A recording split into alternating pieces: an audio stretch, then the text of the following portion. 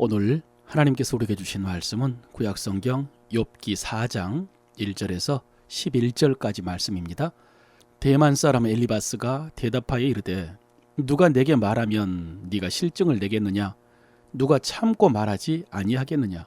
보라, 전에 내가 여러 사람을 훈계하였고 손이 늘어진 자를 강하게 하였고 넘어지는 자를 말로 붙들어 주었고 무릎이 약한 자를 강하게 하였거늘 이제 이 일이 내게 이름에 네가 힘들어하고 이 일이 내게 닥침에 내가 놀라는구나. 내 경외함이 내 자랑이 아니냐? 내 소망이 내 온전한 길이 아니냐? 생각하여 보라. 죄 없이 망한 자가 누구인가? 정직한 자의 끊어짐이 어디 있는가?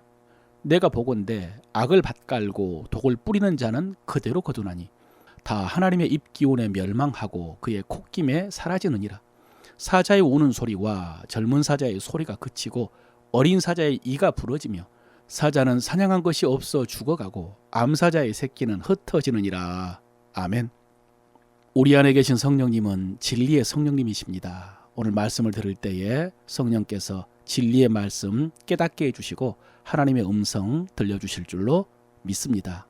지금까지 제가 욥기를 4번 묵상했는데요. 그때마다 욥기는 어렵다는 말씀을 계속 드렸습니다. 그런데 앞에서 욥기가 어렵다고 한 것은 욥이 의인으로서 고난을 당하는 이유를 알고 결과도 알고 있지만은 설교자로서 성도들에게 쉽게 욥의 신앙을 본받으라 라고 설교하는 것이 어렵다는 그런 말씀이었습니다.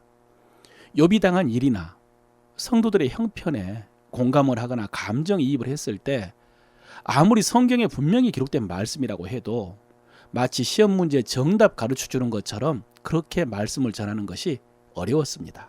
실존적인 측면에서. 그런데 지금부터의 어려움은 신학적인 어려움입니다. 성서 신학적인 관점에서, 해석학적인 관점에서의 어려움입니다. 여러분 아까 본문을 읽으면서 여러분 느끼셨는지 모르겠지만은 오늘 대만 사람 엘리바스의 말이 구구절절 맞는 말입니다. 욥에게 지금까지 네가 했던 것처럼 하나님을 경외하고 소망을 가지라라고 권면합니다. 내 경외함이 내 자랑이 아니냐? 내 소망이 내 온전한 길이 아니냐? 네가 지금까지 그렇게 하나님 경외하면서 소망을 갖고 살지 않았느냐? 그런 말씀이죠. 옳은 말이지 않습니까? 하나님을 경외하고 소망을 가지라. 그게 너의 신앙이 아니냐? 또 우리가 잘 아는 말씀인 뿌리는 대로 거둔다라는 말도 있습니다. 그러니 아무리 강한 자라도 악을 뿌렸으면 하나님의 심판을 받게 된다고 했죠. 8절 9절입니다. 내가 보건대 악을 밭갈고 독을 뿌리는 자는 그대로 거두나니 다 하나님의 입기운에 멸망하고 그의 콧김에 사라지느니라 그랬습니다.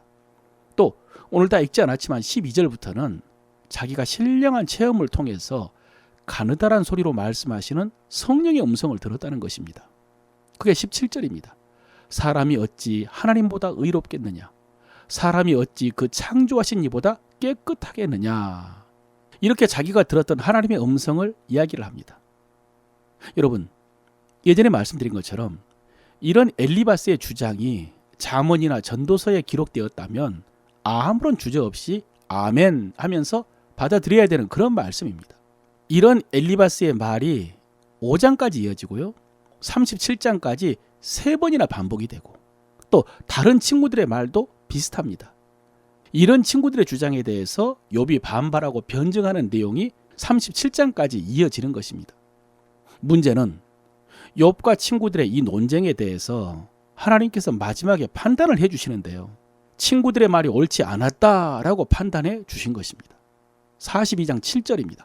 여호와께서 욥에게 이 말씀을 하신 후에 여호와께서 대만 사람 엘리바스에게 이르시되 내가 너와 너의 두 친구에게 노하노니 이는 너희가 나를 가리켜 말한 것이 내 종 욥의 말같이 옳지 못함이니라.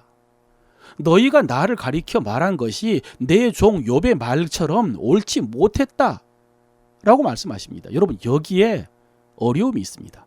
딜레마가 있습니다. 그렇다면 이 친구들의 주장은 다 잘못된 주장인가? 친구들이 하나님에 대해서 증거하면서 욥에게 한 말은 다 잘못된 말인가? 틀린 주장인가? 만약에 방금 하나님 말씀하신 것처럼 전부가 그렇다면 우리는 37장까지 이 친구들의 주장을 읽을 때 그 말씀을 그냥 반면 교사로만 삼으면 됩니다. 친구들의 주장을 고민하거나 묵상하거나 교훈받을 필요가 없습니다. 오히려 그들의 주장을 반박하면서 성경의 원리들을 확인해야 되죠. 그런데 여러분, 앞에 말씀드린 것처럼 친구들의 주장이 완전히 비성경적인 내용이 아닙니다.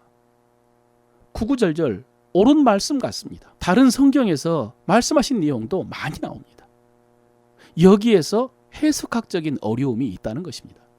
또 방금 42장 7절에서 하나님께서 내 종 욥의 말이 옳았다라고 하신 말씀이 욥의 모든 주장이 다 옳았다라고 하신 것은 또 아닙니다.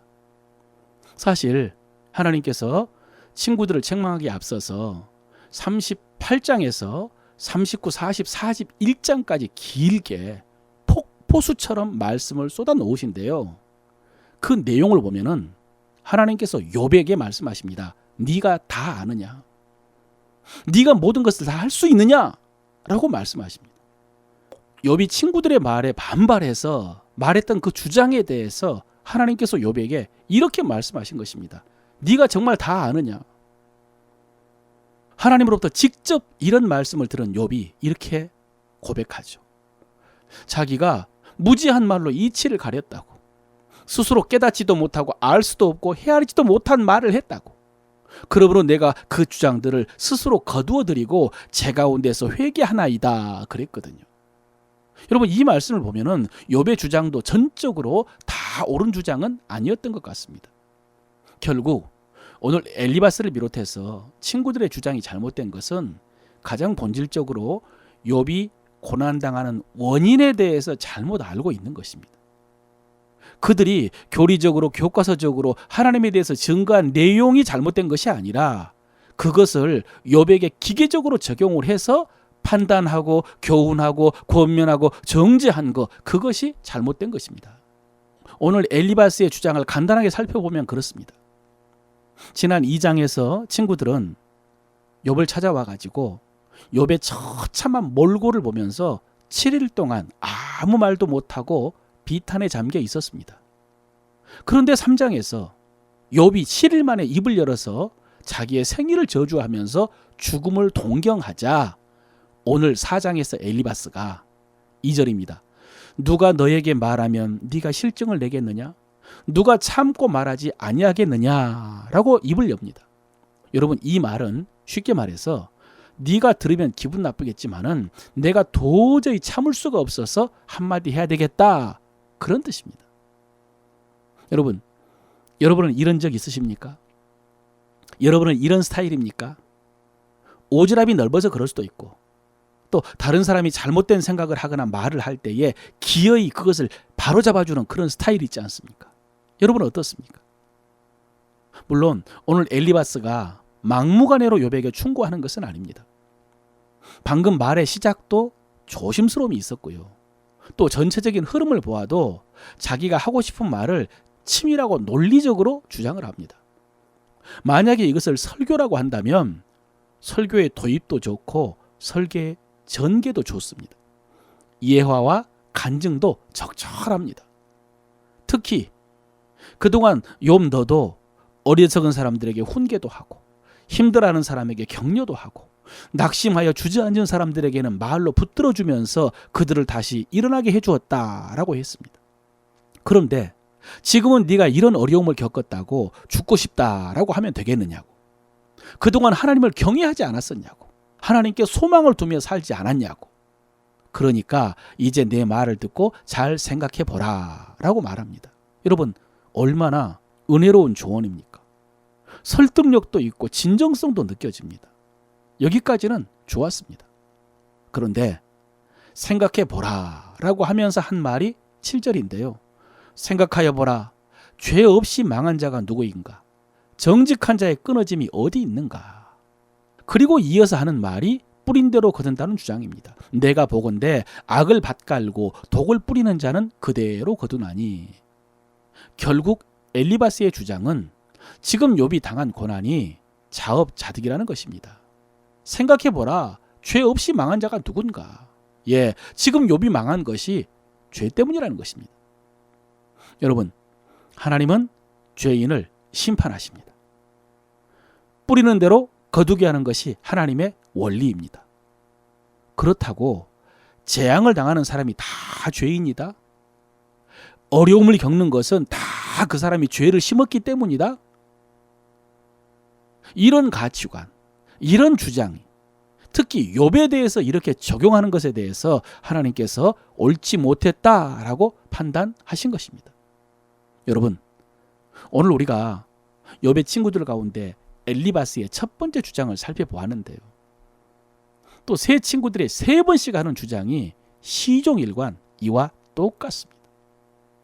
어떻습니까, 여러분? 재앙을 당하는 사람은 다 죄인입니까? 어려움을 겪는 것은 그 사람이 잘못했기 때문입니까? 여러분은 이렇게 주장하지는 않죠. 그런데 여러분, 우리가 대놓고 이렇게 주장하지 않아도 은근히 이런 생각을 할 수 있습니다.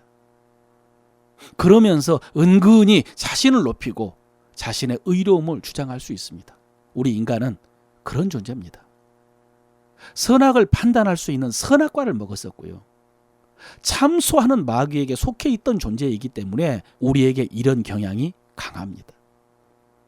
이에 대해서 교과서적인 경계의 말씀입니다만 주님께서는 남의 눈에 티를 보면서 내 눈에 들보는 보지 못하느냐라고 하셨고요.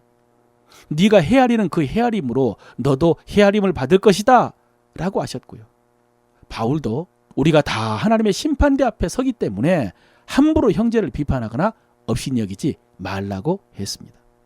사랑하는 성도 여러분, 이 말씀들을 마음에 새기고 입으로 묵상하면서 경계를 받으시길 바랍니다.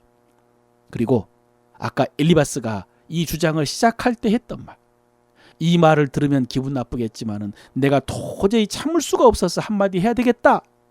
이 말, 많은 사람들이 이런 확신과 이런 열정을 가지고 다른 사람들을 판단하고 충고합니다마는 여러분, 내 경험과 지식으로 알 수 없는 하나님의 뜻이 있을 수 있기 때문에 사람들 함부로 판단하지 말고 오히려 하나님의 뜻을 구하는 여러분 되시기를 바랍니다.